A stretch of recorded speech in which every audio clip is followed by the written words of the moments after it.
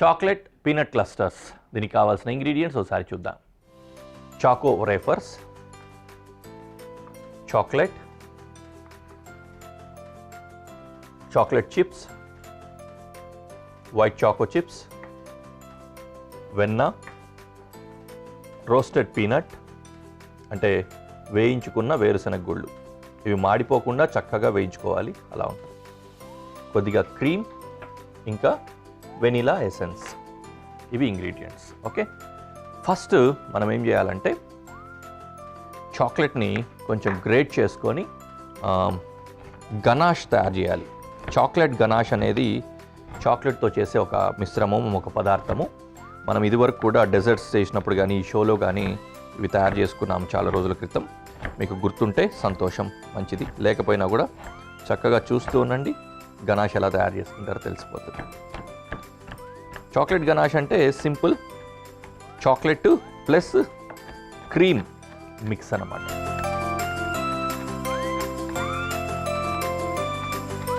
Right, ఈ విధంగా మనము ఫైన్గా కనుక చాప్ చేసేస్తే కొంచెం ఫాస్ట్గా కరిగిపోవడానికి అవకాశం ఉంటుంది.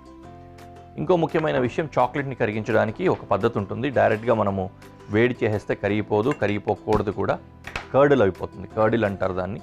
అంటే పాలు విరిగిపోతాయి చూసారా, ఆ విధంగా చాక్లెట్ కూడా విరిగిపోతుంది. చాక్లెట్ని చాలా జాగ్రత్తగా డెలికేట్గా హ్యాండిల్ చేయాలి. హ్యాండిల్ విత్ కేర్ అన్నట్టు. ఓకే, ఆ పద్ధతి మీకు చెప్తాను నేను ఎలా చేసుకోవాలి. Right,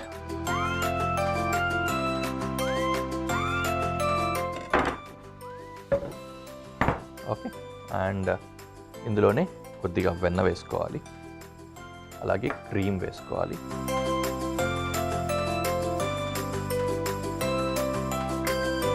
and vanilla essence. ఇక్కడ వాటర్ పెట్టుకున్నాం కదా, దీన్ని నీళ్ళకి టచ్ అవ్వకూడదు. వాటర్లో వచ్చే ఆ సెగ స్టీమ్ ఉంటుంది, ఆ స్టీమ్ తోటి ఈ గిన్నె వేడయ్యి ఆ గిన్నె వేడితోటి చాక్లెట్ ఇవన్నీ కూడా కరగాలి, కలవాలి. కాబట్టి సిమిలర్ టెంపరేచర్ అన్నీ కలిపి ఒకేసారి పెట్టుకుంటేనే సెట్ అవుతుంది, లేకపోతే మళ్ళీ కర్డిల్ అయిపోతుంది. ఈ విధంగా జాగ్రత్తగా దీన్ని పెట్టుకొని చాక్లెట్ని కరిగించుకోవాలి. ఇలా పెట్టినప్పుడు కూడా స్టీమ్ మరీ ఎక్కువ హీట్ వచ్చేసి డైరెక్ట్గా వచ్చి దీనికి తగిలేలాగా లేకుండా కొంచెం లో ఫ్లేమ్లో కానీ, అంటే సిమ్లో కానీ, మీడియం కంటే కూడా తక్కువ ఫ్లేమ్లో కానీ పెట్టుకోవాలి. అలా కరుగుతూ ఉంటుంది. మనం ఈలోపు ఈ రేఫర్స్ని క్రష్ చేసుకుందాం.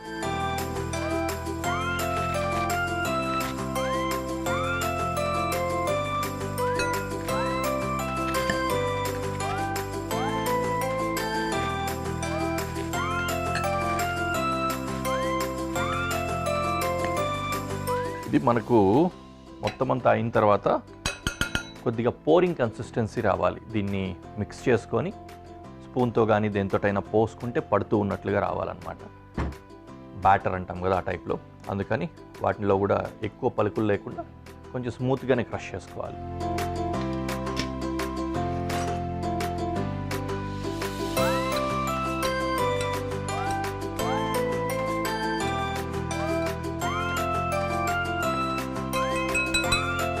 రైట్, అది రెడీ అయిపోయింది. దీని పరిస్థితి చూద్దాం.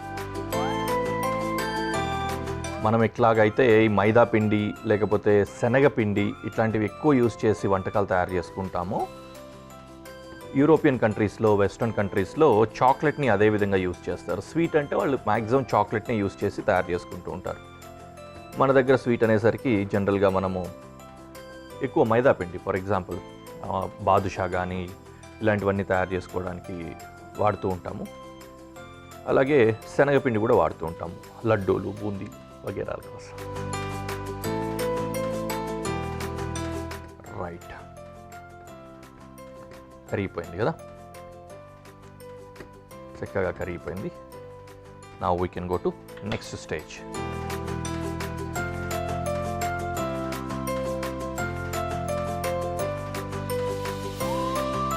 దీన్ని యూజ్ చేసేటప్పుడు చాలా జాగ్రత్తగా ఉండండి. ఆ స్టీమ్ అంతా కూడా చాలా హీట్గా ఉంటుంది, చేతులు కాలే అవకాశం ఉంటుంది. ఫస్ట్ పీనట్స్ వేసేసుకుంటున్నాం. కొంచెం ఎక్కువే ఉండని లేదు, బాగుంటుంది.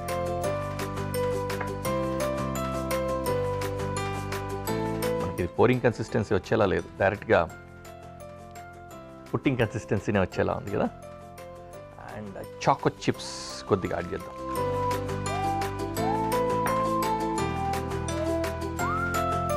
కొన్ని చాక్లెట్, అలాగే కొంత వైట్ చాక్లెట్. మిగిలిన వాటిని గార్నిష్ ఉంచుకుంటాం. ఇంకొంచెం బైండింగ్ రావడానికి, చాక్లెట్ కూడా గట్టిగా లేకుండా కొంచెం క్రిస్ప్ ఆర్ క్రంచ్గా ఉండడానికి రేఫర్ పౌడర్ యాడ్ చేసుకుంటున్నాం.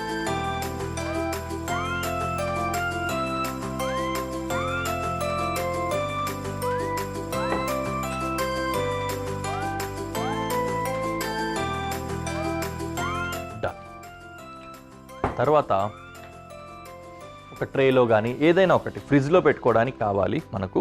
అలా ఫ్రిడ్జ్లో పెట్టుకోవడానికి సరిపోయే విధంగా జస్ట్ ఇలాంటి ట్రే ఉందనుకోండి, ట్రేలో డైరెక్ట్గా వేసేసుకోవచ్చు ఇలాగా.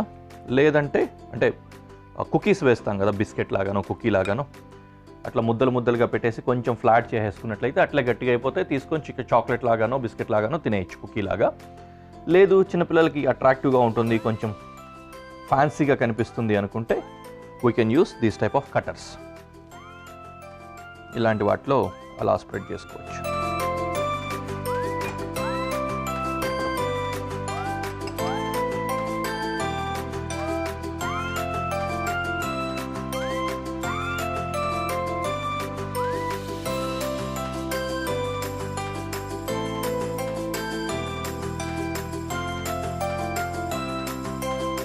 ఈ విధంగా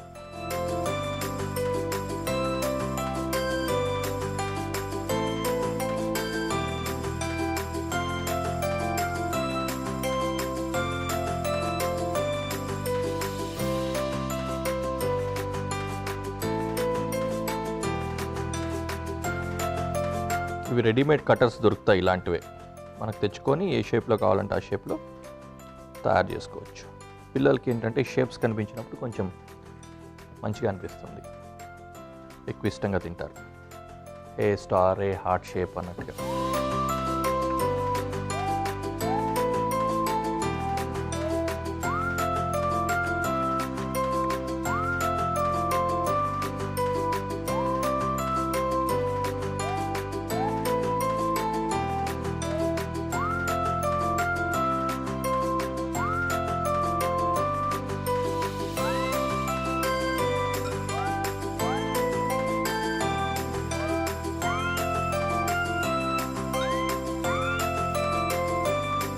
ఈ కటర్స్ మనము వేట్లో అయితే వేసుకుంటున్నాము, వీటికి కొద్దిగా గ్రీసింగ్ కూడా చేసుకోవాలి. బటర్ ఏదైనా రాసి పెట్టుకుంటే తర్వాత ఈజీగా జారిపోయి వచ్చేస్తాయి. అలా లేకపోతే మళ్ళీ దీనికి అతుక్కునిందంటే దాన్ని పీక్కోవడానికి మళ్ళీ ఇబ్బంది పడాలి.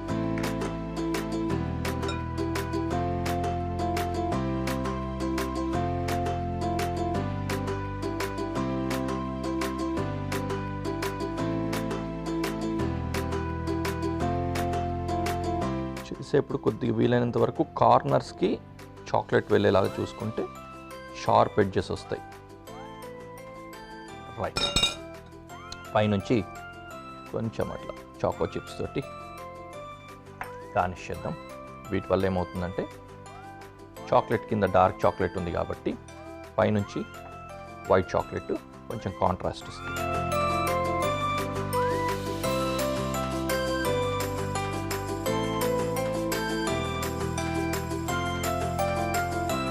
డన్. ఇలా అయిపోయిన దీన్ని తీసుకెళ్ళి ఫ్రిడ్జ్లో పెట్టేసి ఒక 5 to 10 minutes డీప్ ఫ్రిడ్జ్లో ఉంచినా కూడా చాక్లెట్ వెంటనే గడ్డగట్టేసి కుకీస్ లాగా తయారైపోతుంది. తీసుకొచ్చి ప్రెజెంటేషన్లో పెట్టి మీకు చూపిస్తాను.